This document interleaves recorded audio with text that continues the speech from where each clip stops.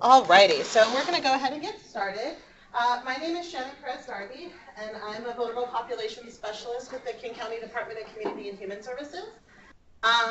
We are going to do a quick round of introductions as well with the folks on the phone, and then I'll go ahead and get started. So our time today will be, we'll do a pretty short overview of the RFP, and then the rest of the time will be for questions from you all.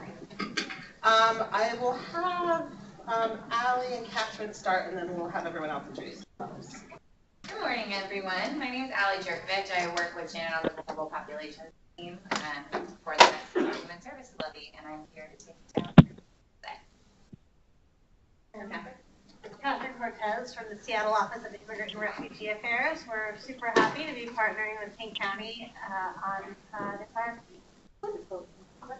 I'm Bukhta Gaisa. I work here in King County in the Office of Executive. Wonderful. And then for the folks in the room, if you just want to say your name and organization you represent, and then we'll go to the folks on the phone. Stephen Riley, here on behalf of Aspire. My name is Janet Aaron. I'm the Director of Northwest Health Law Advocate. And I'm another Janet Gwillim with Kids and Defense. Hi, I'm Gio Prosper from Northwest Immigrant Rights Project. Hi, it's Stephanie Loxton, 21. Jocelyn Liu with Asian Counseling and Referral Service. We'll go right here. Hi, I'm Sylvia from the Legal. Hi, Victoria Meadows as well. And Sandy Restrepo, so this building and this building. Wonderful. Welcome, everyone. And so we're going to do the phone is. This is Dan from Seattle Counseling Service. It's your voice. Yeah, I see that. Sorry, we're working out the technology pieces. It shouldn't be echoing back, but I don't know why. Well, hopefully Adam will come back and help us to make the phone not weird. But if we want to do our best, is it coming from your phone? Computer?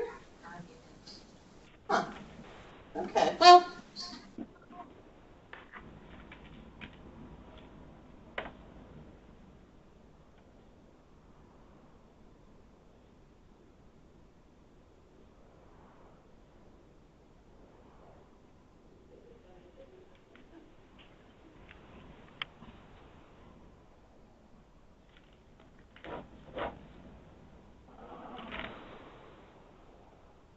Did I? Yes. Oh. So sorry, everybody on the phone. So we're going to try and see if we can do a quick round of introductions of folks on the phone, knowing that it is always awkward to introduce yourself on a conference line on the phone where I can't see your names and call you off. So if folks on the phone want to say, just say who you are. Hi, this is Shangping Chen from Asian Counseling and Referral Service, Citizenship.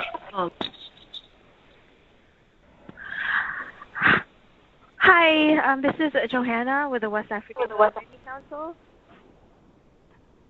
Hi, this is Andrew with World Relief.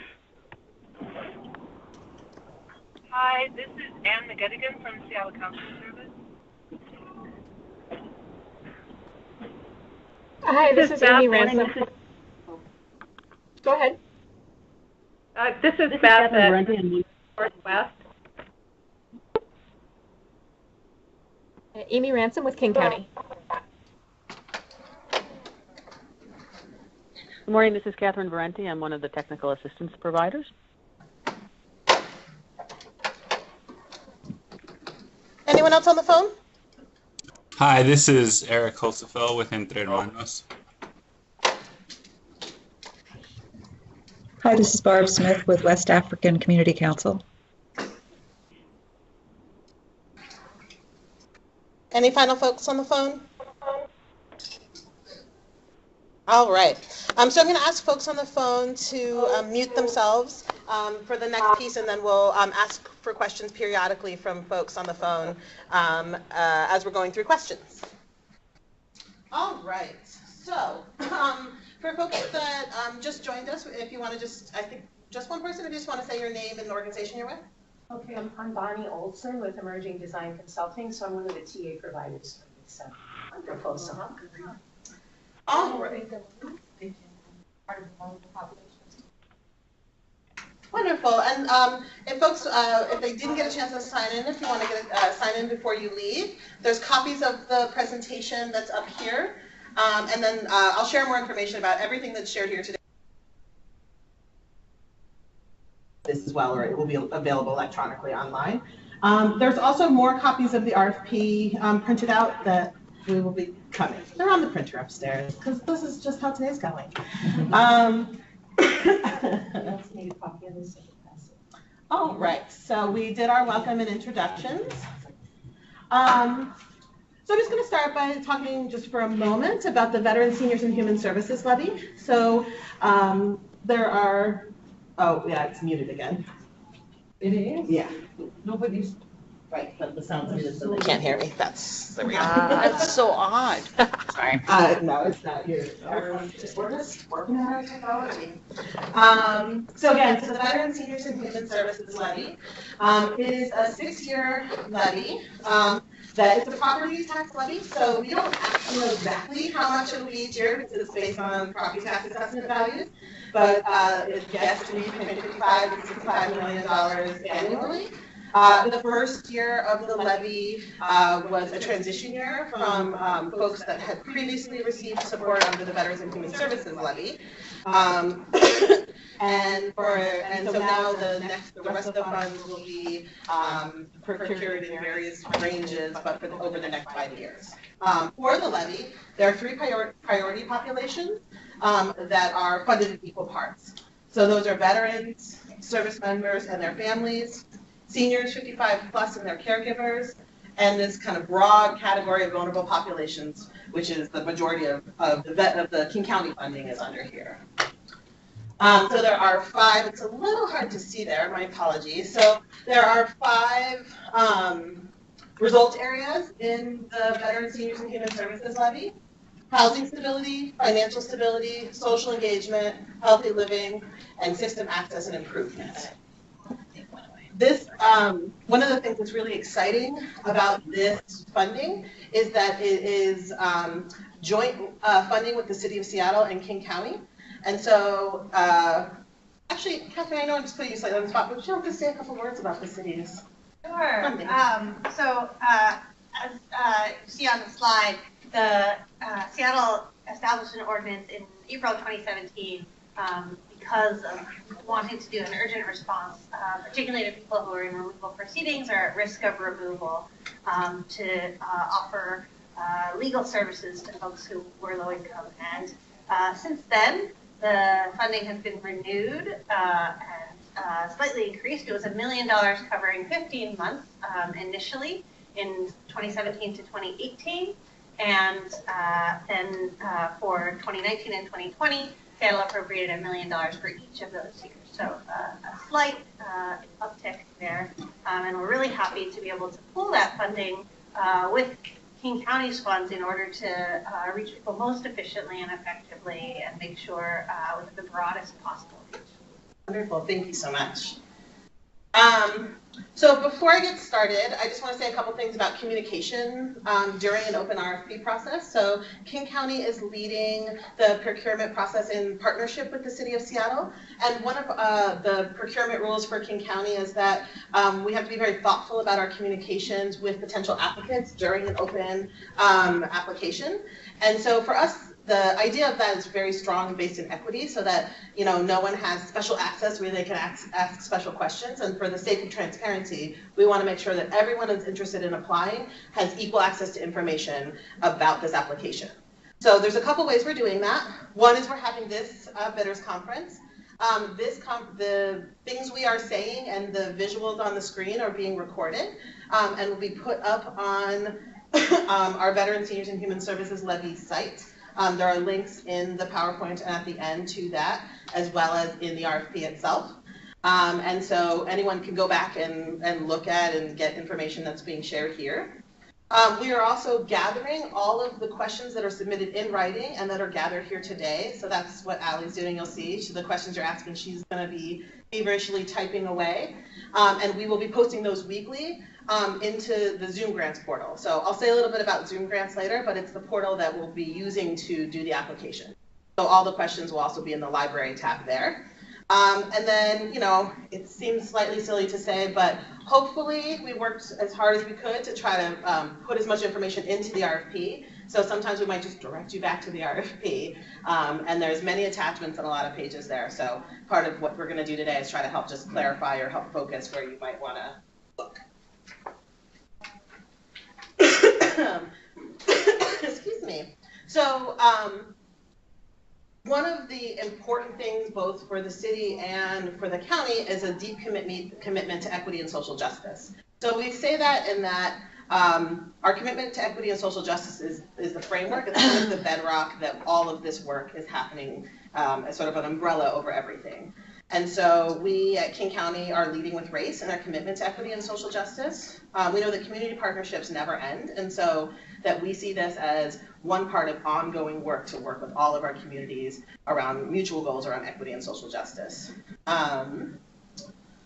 So to jump into the RFP.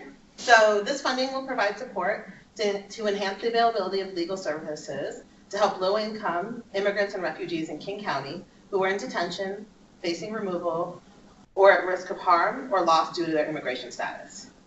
And so this strategy is intended to contribute to the community level effort to increase the number of immigrants and refugees who feel like they are welcomed and valued as members of King County and Seattle. So there are two priority service areas in this RFP.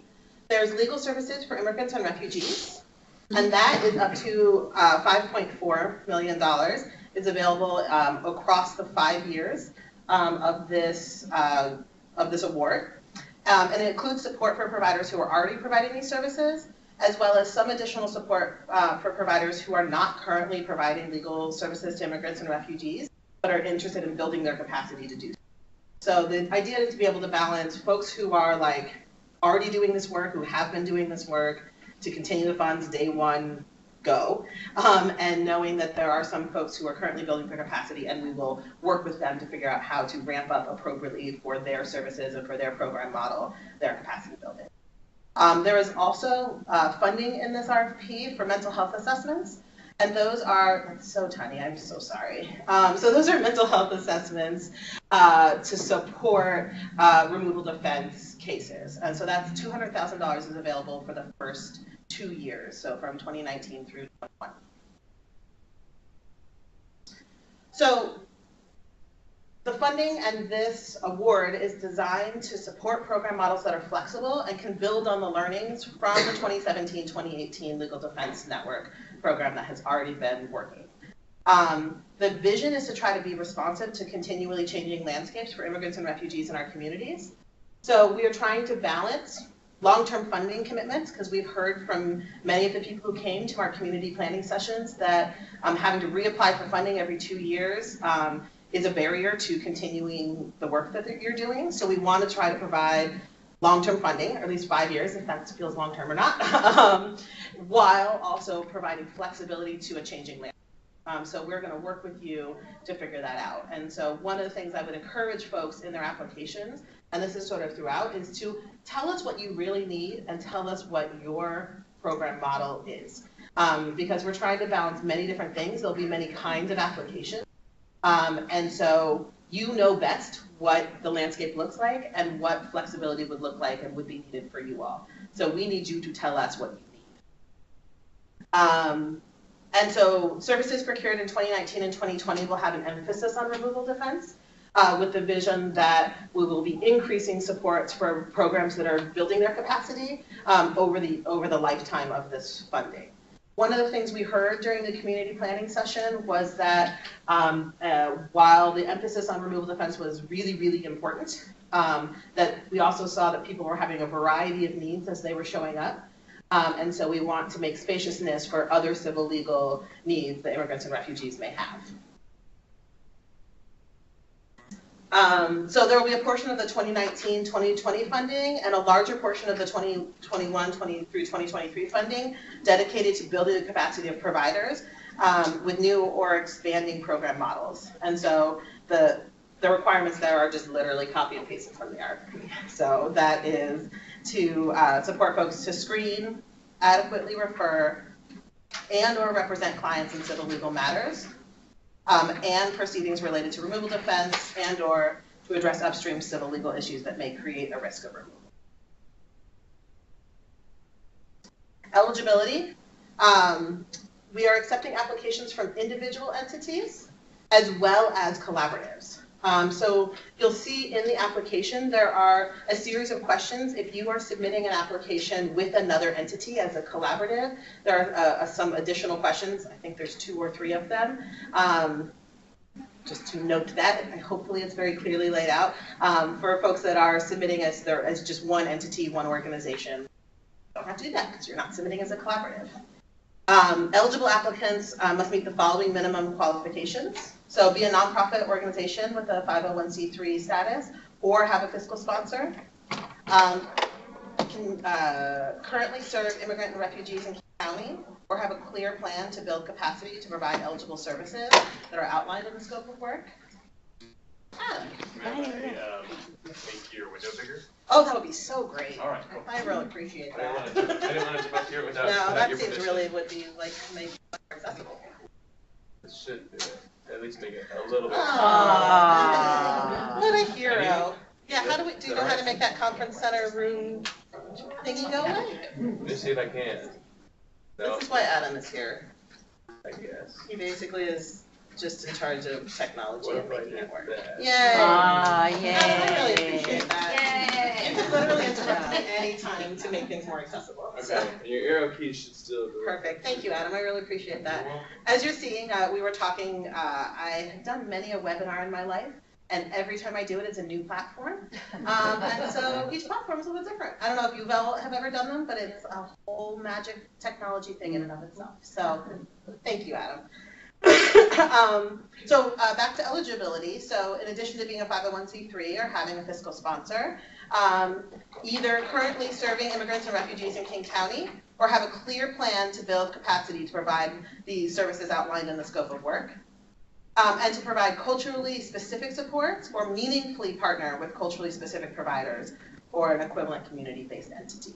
So the vision is to be really centering this on the communities that are most impacted. And so deep partnerships or folks that are representing those communities are strongly encouraged to apply and are strongly valued in the application.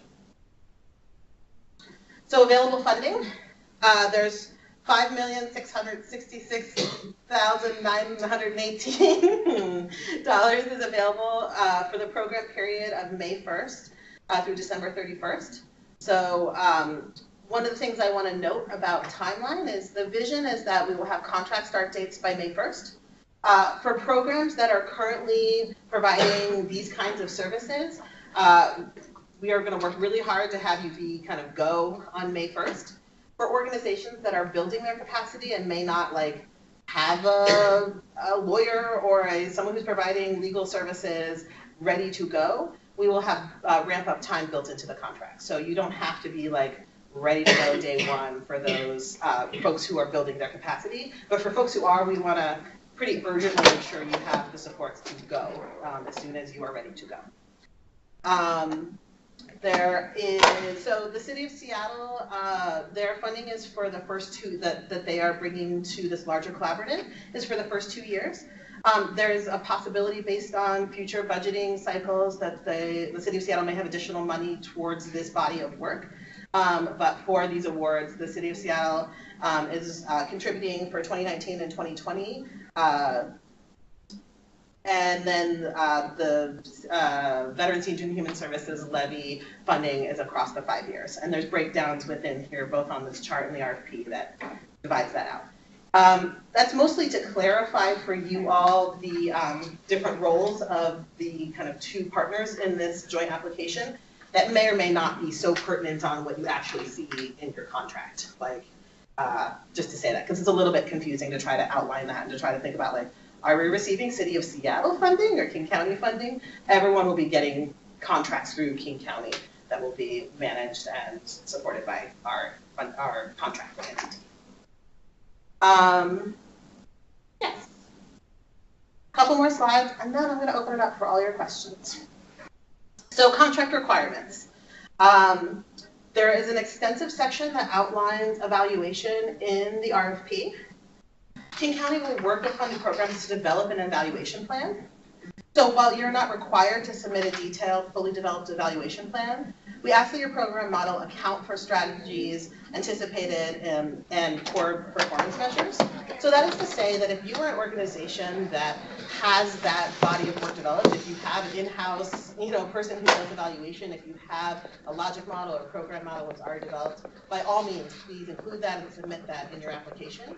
If that is something that you is not part of your body of work, is something that your organization has not done, that's okay. It's not required, and we will work with you if you are awarded the funding to develop that through our contracting process.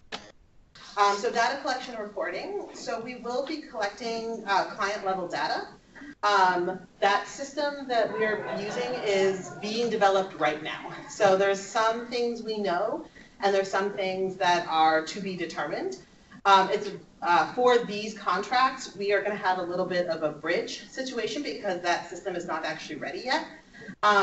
We are working really hard to make that as least onerous as possible, knowing that data collection is time intensive. All of your funding asks you to do that already, often with different mechanisms and different reporting requirements. So we're really thoughtful to that and are working hard to make it as streamlined and as smooth as possible. Also want to note that we are very thoughtful and aware about unique dangers to immigrant and refugee communities around collecting data and asking for personally identifiable information. So we will not be asking people's immigration status because it is our law in Seattle and King County, and also the right thing to do. And so we are, particularly with this funding, aware of some of the unique challenges around collecting information related to immigrants and refugees.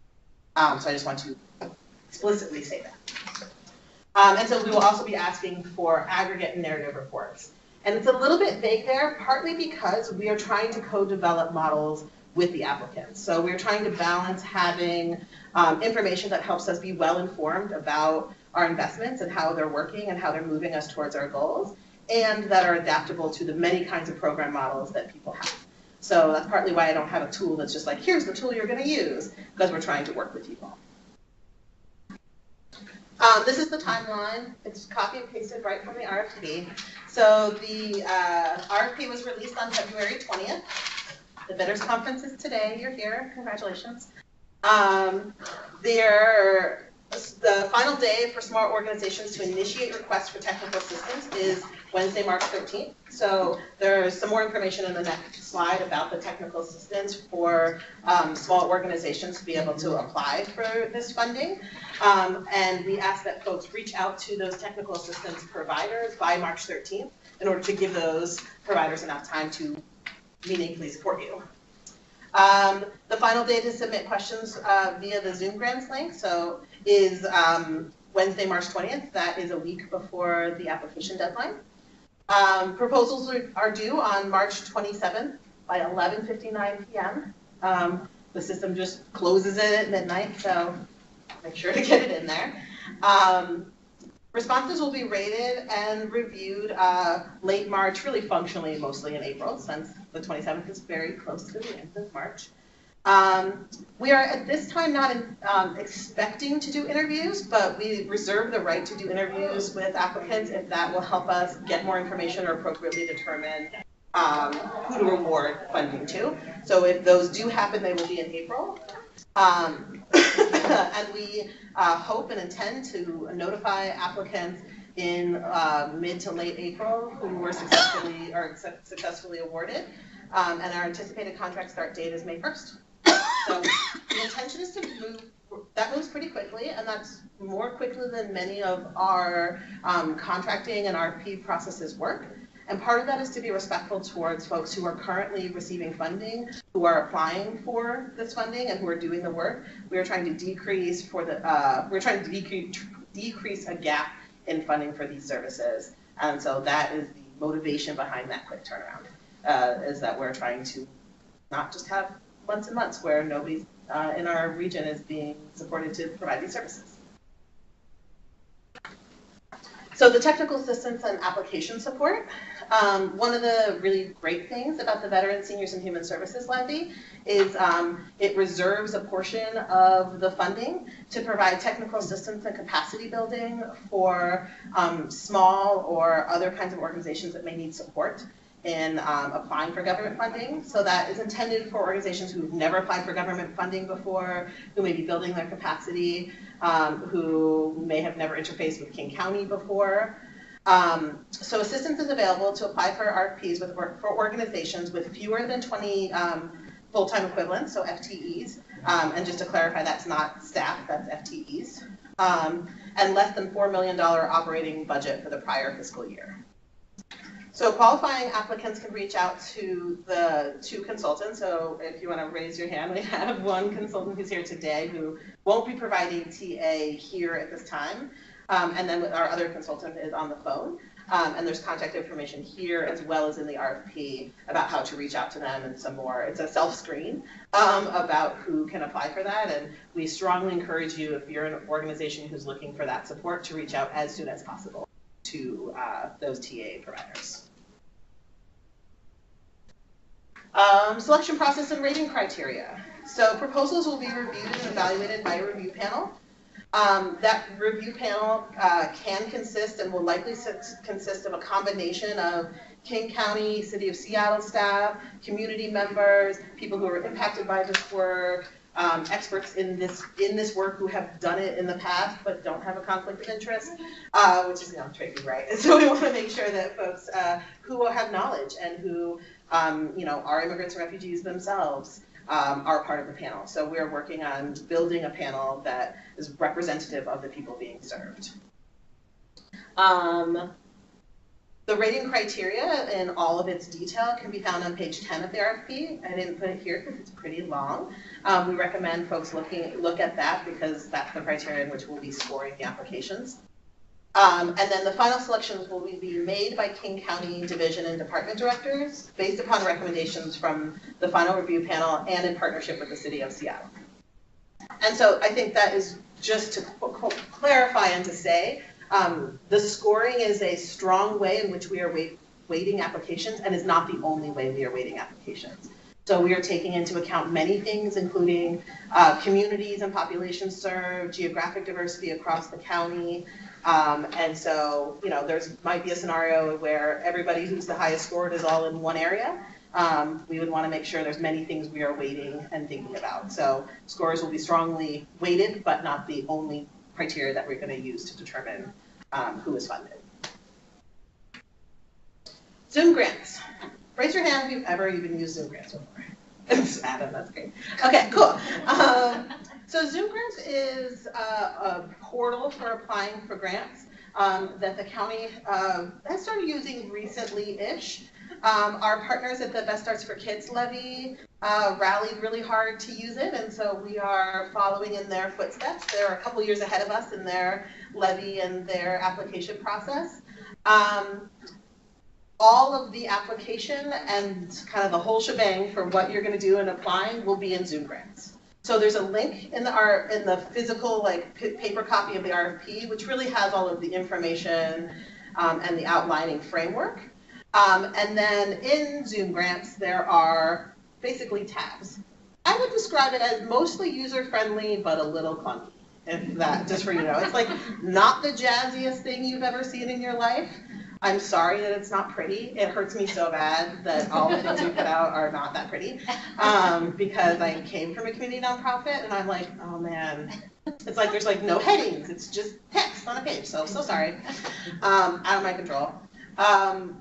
But the idea is that hopefully it can increase equity by having pretty clearly laid out questions in which you're answering versus having to fuss with how many pages, what are your margins, what size, can you do your exact questions. That's the trade-off we get for using Zoom Grants is you don't have to worry about that. So there are functionally 3 sections of the application. There are summary questions, and summary questions are the questions that they are not rated. They're sort of for our information at the county that helps gather information we need. Things like what's your organization, and other where are you physically located, things like that. And then narrative questions, which is a tab in and of itself, has all of the questions that we'll be rating. So there are 21 questions. Some are check the box questions, and some are more longer narrative questions. Zoom Grants will outline that for you, but you have 6,500 characters per question to answer, which is roughly a page.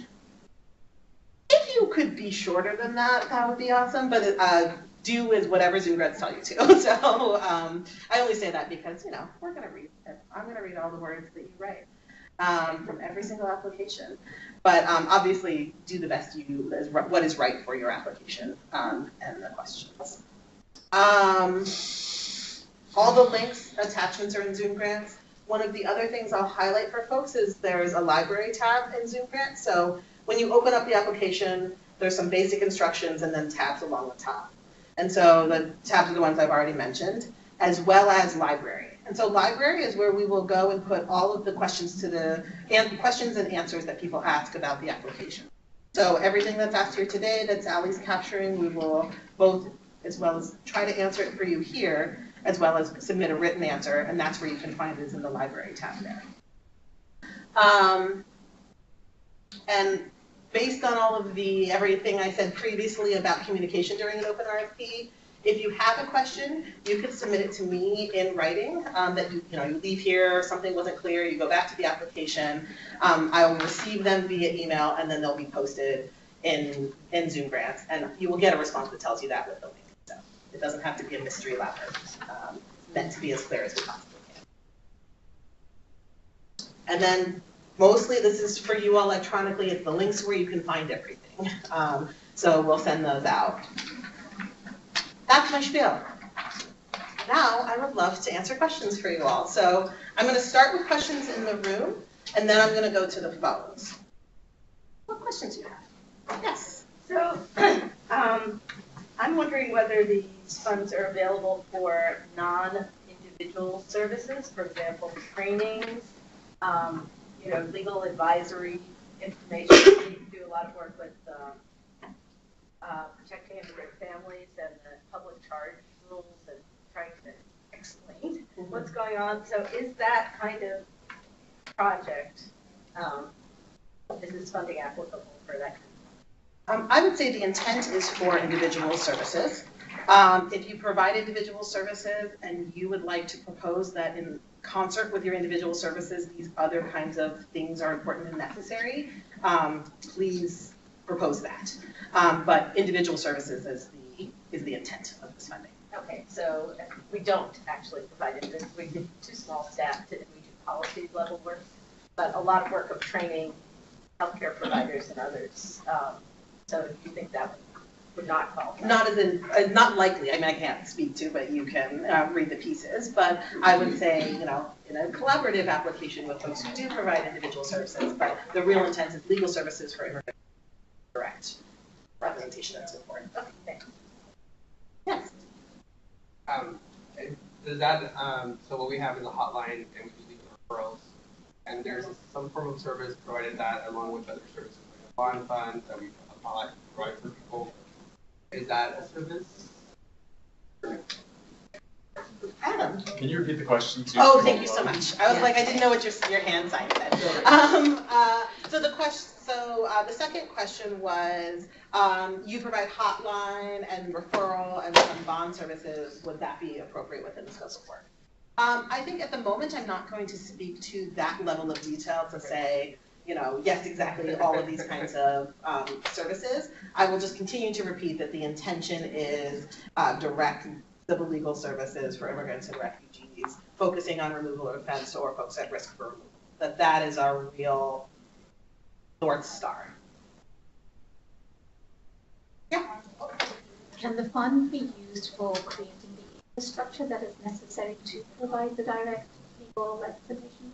Yes, so one of the intentions behind the capacity building funds, which are they are a smaller portion of the funds, and in the RFP, oh, thank you, Adam. The question is, can funding be used for capacity building? Creating the infrastructure that's necessary for the manpower that's going to go out and do the actual work. Thank you. So the question is, can the funding be used to create infrastructure to go out and do this work? So yes, so for the capacity building portion, the intention is to support folks who are intending to provide these funds or to provide these kinds of services, but do not currently at this moment have the ability to or have the scope or capacity. And so yes. Yeah. Do you have an idea of how much of the funding would be prioritized to the direct services versus capacity building? We don't have a hard number. There is an up to 200 and some change, and I apologize, I don't have it in my top of my brain. Catherine, $250,000. 15,000. Thank you, Catherine. $215,000 that is kind of intended or is carved out as the amount for the capacity building support. For the first 2 years. For the first 2 years. So $250,000. So at least $215,000 for the first 2 years is the capacity building funding. Just to say that more clearly. And just to get a little bit more clarification of what can constitute capacity building, what are some examples of things that might be considered capacity building? I think the vision behind that are the tax. So the question is, what are kinds of fundings that, what are funding items that could be funded that could be considered capacity building? So I would say things that directly lead to building the capacity to provide legal services to immigrants and refugees. So that may be training staff if there are necessary trainings, qualification, things that people need to be building if there are unique training and expertise in this area that particularly related to removal defense that your staff would need. That would be an area in which to say, like, you know, we need 6 months to train up, hire, get those folks we need to build this kind of capacity. We need to make sure we're staffing up our hotline, our outreach to make sure to get to, you know, be able to appropriately reach the people who are needing these supports. We need to build our language capacity in this way. Some of those kinds of things, with the vision of moving towards the ability to directly provide the support. And we would encourage folks to include a timeline they would take to do that. Well, it's not required. It helps give us a sense of how long it would take. Shannon, I wanted to say something about that. Tell me if I'm right or wrong. But so I know that there is the $215,000. The intent is for organizations that are not currently providing direct legal services, but would like to ramp up to provide legal services. Exactly. But once organizations are funded, I know that we've talked about this, and I want to make sure that it's clear that there is a separate possible capacity building funds for small organizations that are funded through the levy, so that then organizations that are smaller and are already funded could get needs like, let's say, a better database or training for their staff. But that's separate than this kind of a $215,000 that we're also calling capacity building, but it's actually for ramping up to provide legal services. Right? Is that correct or is that incorrect? Yes, although that is not written into this RFP, that is a resource that is available from the Veterans Youth and Human Services Levy that we have not worked out the parameters, so I can't speak to that. So it's a good, keep it in the back of your mind, but it's not you can put it in the bank right now related to this RFP. So does that mean that if you don't have a database, you shouldn't include that in the initial application to be part of the 250, or can you? So the question is, if you don't have a database, can you include that? Can you say a little bit more about what you mean? Yeah, I mean, so for example, we're just brand new, like really just getting off the ground, like very ambitious goal, but we have zero of anything. Yeah. And so a database is going to be very important for us that can be, which will be the beginning of actually managing the direct representation that we intend to do. But without that, it's a foundational element to be able to do the scale that we want to do. So if we put that in our initial application, would that be discounted? Yeah, I will kind of repeat the global theme that I encourage you, which is you tell us what you need towards that goal. So I won't speak to each unique, I won't speak to each unique, can this exact line item be funded? What I'm going to say to you is, please make your case for here are the aspects that are needed for us to build our capacity to move towards providing these direct supports. And you tell us what would be necessary for you to build the capacity to do that. I also realized that I didn't actually say much about the budget part of Zoom grants. My apologies. That's a good time to bring that up. So because Zoom grants is clunky, the budget for this, there is a budget tab that has all of the instructions in Zoom grants. It is really an attachment that's an Excel sheet that you can download, fill out, and upload. It is a very simple, not fields are locked kind of Excel sheet. So what we are asking for organizations that don't have like a base budget template that you use, that is a tool that is available for you. We are not required to use exactly the tool that is there. So we are asking for something that is similar so that we can do to, as best possible, try to compare apples to apples.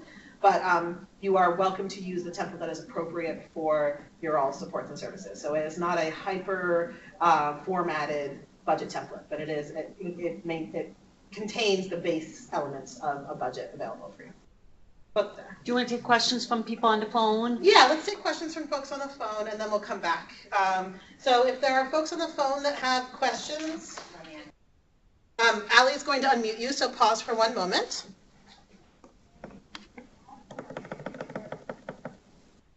All right, are there any questions from people on the phone? Hi, yeah, this is Catherine. Can you hear me? Yes. Yeah, my question, I just need a little more clarification on one of the points you just made. So if you are an existing organization providing legal services similar to what the RFP is asking for, and you need capacity building, don't put it in your proposal and budget. There will be other money coming for that. You are a new... Okay, sorry, thank you, I didn't mean to interrupt. So the question, to repeat for folks there, folks in the room, if you can't hear, was a clarifying question about the budget and capacity building. I know. And the answer to that question is no, do not wait for additional capacity building funds from the county. Write what you would need to build your capacity in the budget for your application. Does that help address your question? I think so. So if you're currently providing legal services and you're going to, on May 1st, hit the ground running and continue, still put it in the budget. Yeah, basically put everything you think you need to do your program model you're proposing in your budget. The budget should be what it costs you to do these programs and what you're asking for. Got it. Other questions from the phone? Hi, this is Andrew from World Relief. And I just wanted to ask about the populations that we serve. There's not like a lot of explicit language in the RFP about them being King County residents per se. Obviously, the detention centers in Tacoma. How are you expecting orgs to be tracking the clients that they serve through this, and if those clients represent King County? So the question is, how are we tracking residency and organizations for folks, particularly noting that the detention center is outside King County, is in Pierce County. So we've gotten a lot of questions about this. There are some, people have some very specific, in writing already, so people have some very specific questions about location and about how we're thinking about that. I'm actually going to not answer that in its explicit detail at the moment because I want to clarify some pieces, but I will say for the purposes of our time today, we will be capturing zip code. So that is how we're going to be capturing location. And it's we are going to be utilizing zip code at intake, knowing that that can change over time. That is open for conversation in our contracting time if there's some reason that folks are like, that's going to blow everything up, but that is our best intention. Catherine, do you want to speak to a little bit about the city funding and the work versus? Sure. The intent of the city funding is to serve folks who are Seattle community members, particularly folks who are resident, but we also have some allowance for people who have a work connection to Seattle. So our intent working with King County is to try to have the amount of flexibility that's possible to not require contractors to be excluding people at the door, whether based on whether they're Seattle County qualifiers. That is our intent, and we know that we have a responsibility as public governments to, in the state of Washington, to be serving folks who are members of the specific government community that the government represents. And so that's a constant tension for us that we'll be navigating together and with awardees. So I will echo. Turn the volume down. Yeah, that's a great idea. Thanks so much. It's on to the all the way to the left. So I will echo Catherine to say what we are trying to balance is flexibility, particularly with a population that has many, that literally we're trying to prevent removal offense, so by definition, or prevent removals. And so by definition, involves some transient and some and just mobility. And so we're trying to balance that flexibility with what Catherine said, which is we are stewarding government funds for King County and the City of Seattle. And so there are many questions about like what are the very edges of that rule, and the intention is to be serving folks who live and with the nuance that Catherine said and work in Seattle and King County. So I think there might be two follow-up questions about that, or are they separate questions? I think you just clarified one of work in Seattle. Yes. So there is some funding for folks who work in Seattle but do not live in Seattle. And we are not clearly allocating to say like this exactly number of people.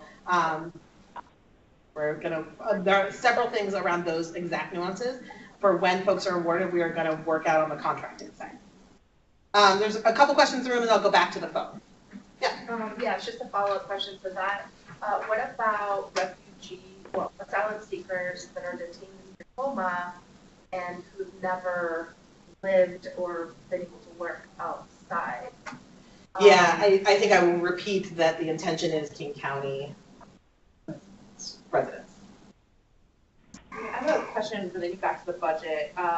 The project budget that is being submitted, is that a joint proposal? Is that one project budget overall, or is that breakdown between the two or multiple organizations? How do you want that? One that, and you're welcome to clearly delineate as is appropriate for your collaboration. So, because you also technically, I think Zoom grants will only allow you to upload one document. So that may be your limit on that. I'm going to go back to the phone. Are there other questions for folks on the phone? Oh, hi. Hi, can you hear me? Yes, we can. Yeah, okay, great. So I have a question about, this is Xiangping from ACRS. I have a question about the client's eligibility for this grant. So, for some clients who are in danger of losing their status, so I mean like they haven't been put in the detention center yet, but they're just out of status. Are they eligible to receive the service under this grant? Yes, and I'll repeat. So the question is for folks who are in danger of being removed but have not been, are they eligible for this funding? Yes. Yes, if they are the other parameters of living in King County. Okay, so I mean, I just want to make it clear. So someone like say they for example some clients like undocumented. So you know, if we found a pathway for them to get a green card or some kind of legal documents, so it can be counted as a direct service under this grant, right? Yes. Okay, great. Thank you. Yeah. What did you have a thing on? No, go ahead. I was just kind of to follow up with that question. We could say that anybody who's undocumented, right, is at risk. And so, prioritizing people who are in removal proceedings versus someone who's not undocumented or is there, but yeah, I guess that would be the question. But it sounds like it's broad, it's pretty inclusive, right? Yeah, so the question was about the scope of kind of currently, in an active removal proceeding versus at risk of removal. Yep. And yes, we have intentionally left it broad. And I will say back to you, you tell us what your most urgent need is. Intention, there is a strong emphasis, especially in the first 2 years, on folks who are currently in removal proceedings. But that's not limited. But it's not just, it's folks also at risk. But just to clarify, correct me if I'm wrong, but not case management services to those people, but still strictly civil legal aid services. Yes. Right? Yes, civil legal aid services. To the person from ACRS on the phone. Yeah. I have a follow-up to that. So the civil legal aid is actually broader than immigration and legal services, right? So it could include like housing or family law or... Yes. And there's language in the RFP, I believe, under the request that lists some language around how to think about other kinds of civil legal services. Will you repeat, please, what Trio said?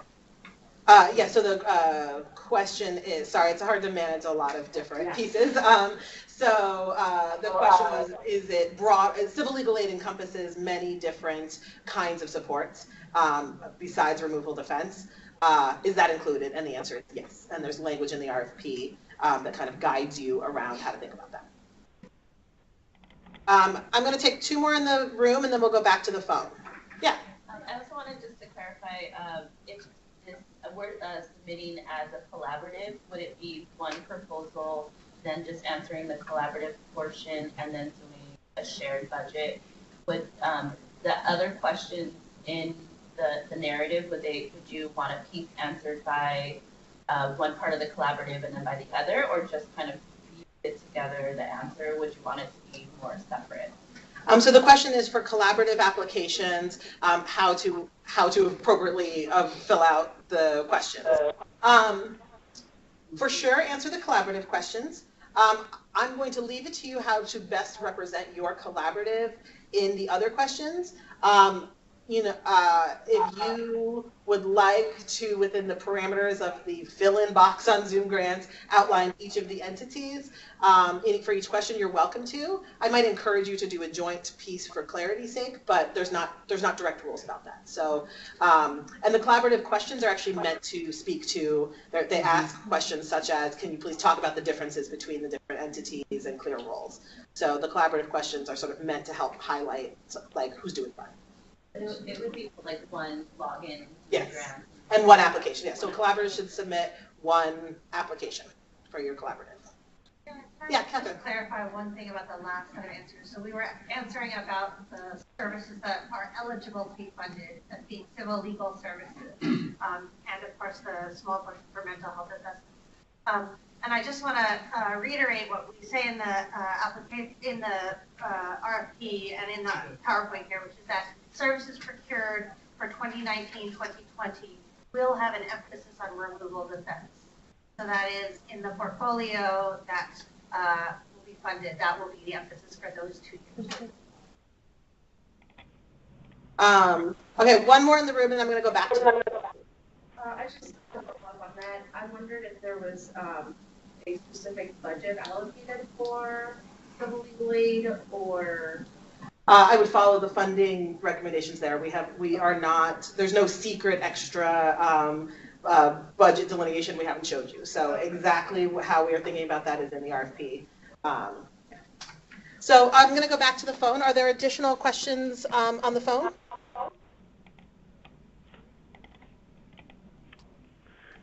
This is Andrew from World Relief again.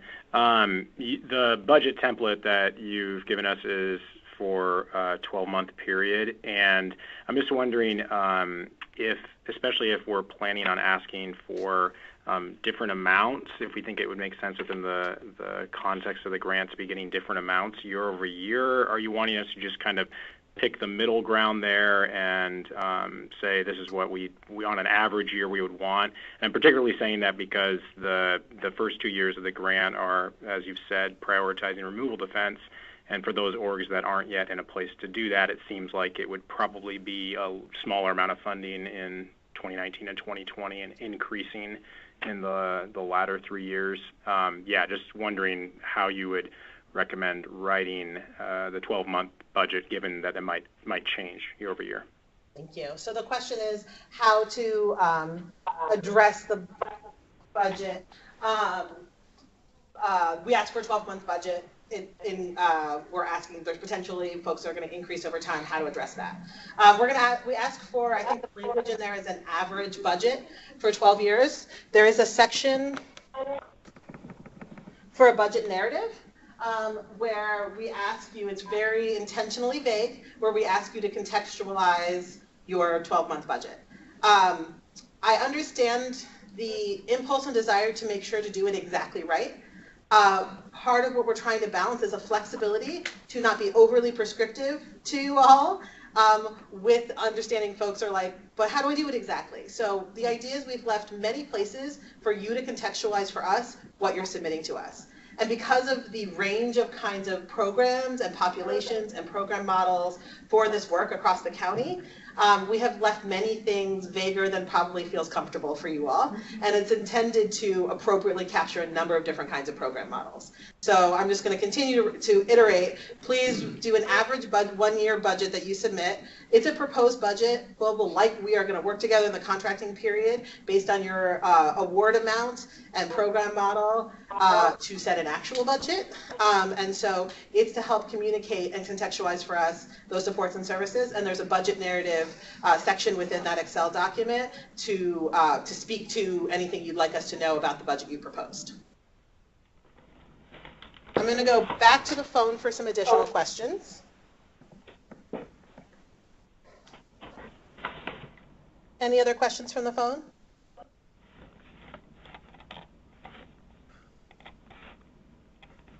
Okay, going back to the room. Yeah. If you're interested in multiple, either the legal services and or mental health assessments, is it still a single application then? Yes, it's still a single application. And in the application, there's a section specifically that outlines the mental health assessment funding. And so fill out the rest of the application. The language you'll see says like, for the scope of work. So you can speak to all the pieces you're applying for, and then ensure that you fill out the mental health assessment portion. And so the question was, if you're applying for mental health funding, how should you fill that out? And legal, other parts in the scope of work, how should you fill that out? And the answer is one application answering the appropriate mental health assessment question.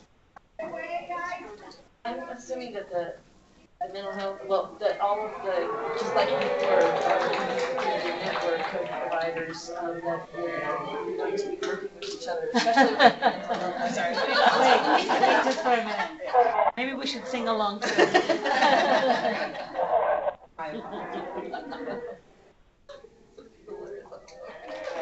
Sorry for folks on the phone. We paused for a birthday next door. Could you start your question over? Yeah. So for the mental health assessment, there's going to be a network of providers. I'm assuming the idea is to create a system where the legal services providers are referring to mental health and back and forth. And do we need to be addressing that, how that might look in our minds? And so the question is, for the mental health assessments, the understanding that it's a vision of a network with the legal civil legal service providers. Catherine, I'm going to have you have the best vision for this portion of the funding, so I'm going to have you address it. Thanks, Shannon. So it is absolutely our vision, and I would just go back to what Shannon was saying, is in some ways we're going to be vaguer than you might want with this, because we don't exactly know what the best model will be. It'll depend on whether, I mean, it may be that certain applicants want to include within their application a component which includes mental health assessments. And we would want to be able to evaluate the value and the efficacy of that model, as well as one in which perhaps an applicant was solely offering mental health assessments or was not offering mental health assessments. And so we'll be looking at the whole pool of applications in order to ensure that somewhere within this network, we will have that capacity.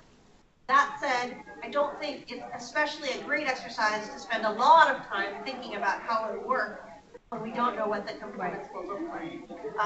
But always, if you want to mention something about it, if there's some piece of it that feels critical to you being able to deliver services effectively, it would be great to sort of have a flag or a marker within your application that indicates that. Thank you. And I want to reiterate a point that Catherine made, which I think cannot be overstated enough, which is that you all are the experts. And so we want to be as clear as possible about the parameters and how we're rating, and so we're not hiding the ball anywhere, so you know exactly what we are intending and how we are rating.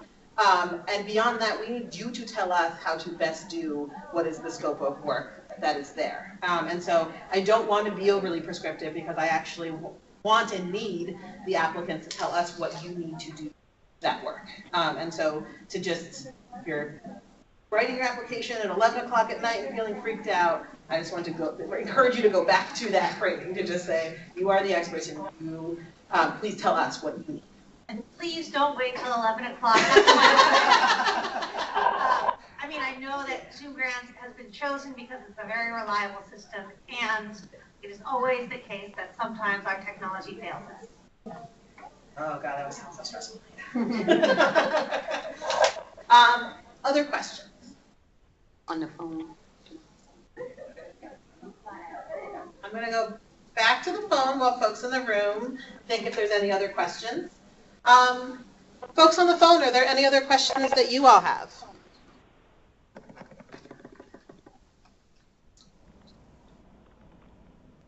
All right, sounds like we have one or two last questions in the room. Oh wait, is there? No, that's my own voice going back to me, so that's yeah. If you were to interview anybody, do you have a window of time in mind for that? Early to mid-April. Yes, Catherine very nicely reminded me this morning to be thoughtful about spring break in April. And so mid-April is likely if we were to do interviews. And yeah, we are trying to balance making sure to have an accessible, equity-based application and a quick turnaround, and those things are often in conflict. So we are going to work hard to also not, ask people for a short window of time, only during spring break. And we're going to do our best to be thoughtful about things like that. Any other questions? Yeah. So the equity lens that we're asked to, I'm just wondering if you had any more thoughts about how we present that. I think the same thing. You tell us how you think about equity, social justice, leading with race for your organization.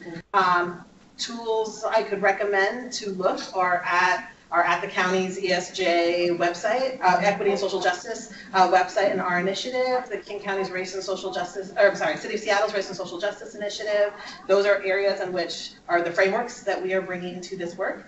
Those are all publicly available documents on the City of Seattle and King County websites, and so those are tools you could use to be getting better context about how we're thinking about equity and social.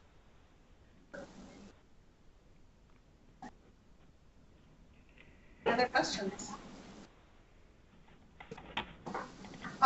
Catherine.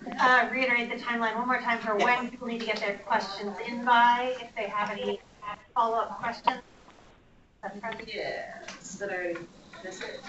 Yes. So you can email questions to me. My email you will get if you signed in, or other ways we will follow up and send. It's on the PowerPoint that will also be posted.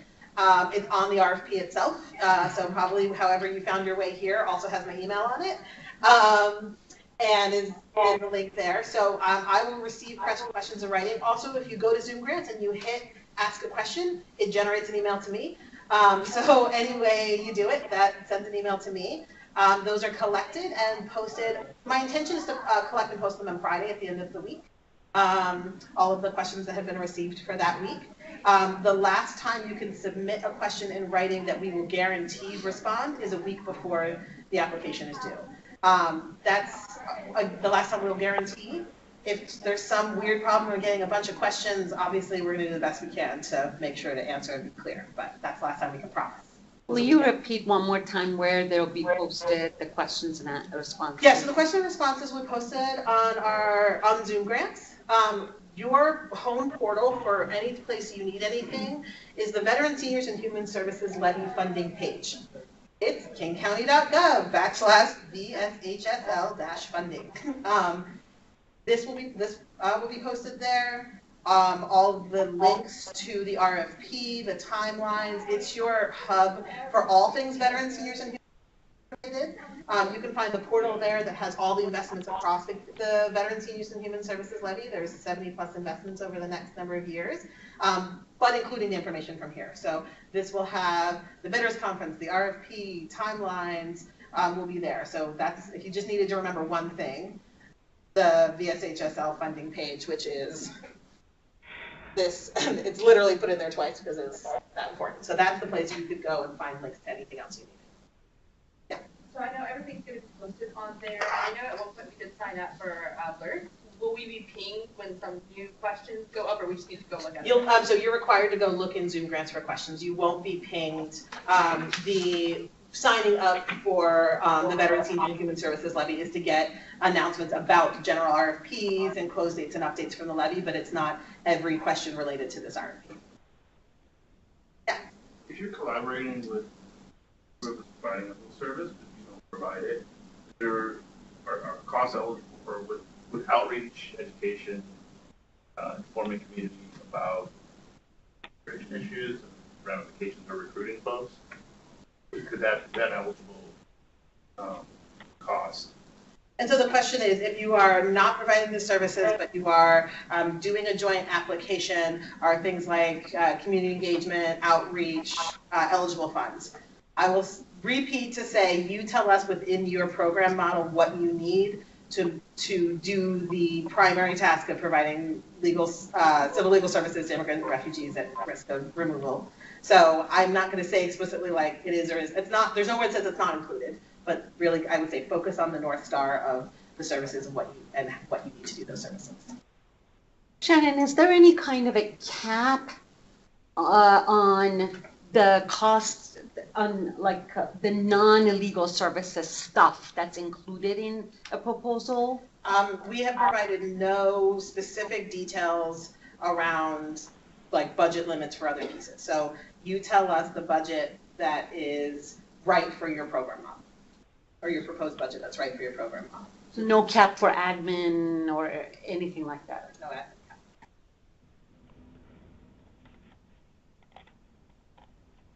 Final questions? Have you decided whether it's been how many organizations you're going to be funding? Or? Yeah, so the question is, have we decided how many organizations we're going to be funding? No. So we are going to take all of the applications that are received and are eligible and look at them, rate them, look at them at a whole, and do our best balancing for the needs of the city and the county and this funding and immigrants and refugees in our community, and figure out the right awards and balance a number for that. So we don't have it's going to be this many organizations and everyone's going to get, 500,000. We have not subdivided that. We'll look at the whole and try to find the best balance. Okay. Email me. You're going to get a generic email back. I'm so sorry. I'm really nice. But you're going to get a generic email back that will just tell you all the things. But if you need a link, feel free to email me. And you'll get such a nice generic email back that tells you all the things. You know where to go. And when in doubt, go to the King County VSHSL funding page, because that will be a place we update regularly. This will be posted tomorrow. I'm looking at Adam because Adam is in charge of technology, and I think she knows how to do it. So I don't know how to promise you that. Okay, great. Tomorrow, this will be posted, as well as written answers to questions that we've received this week will be in Zoom Grants. And I appreciate everybody coming out today and taking time, and wish you all the best as you move forward. Thank you all so much. Thank you. Excellent.